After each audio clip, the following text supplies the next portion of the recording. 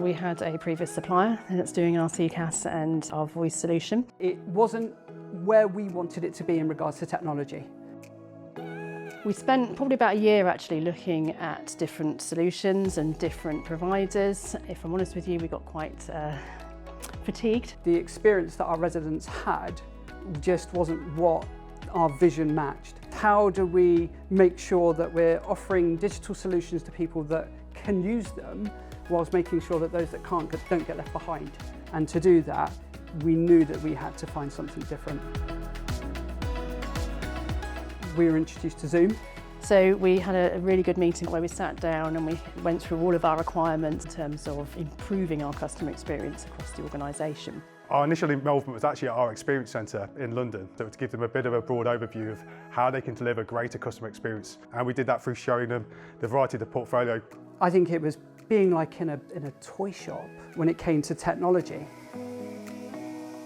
So what we saw with Zoom was this awesome product that came at a price that we could afford. Obviously, like most local authorities, there's always a need to do more with less, so we looked at efficiency gains that can be delivered through use of AI.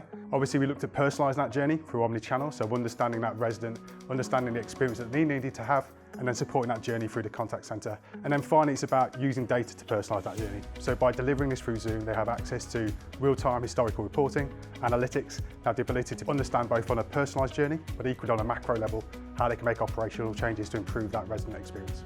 For the whole organisation, it's been really, really powerful to reveal a load of data that we never had access to, and we can start tailoring our services a bit to what customers want and why customers are contacting us. So the bottom line of all of this really is around our residents, and it's really, really important that we don't lose sight of that.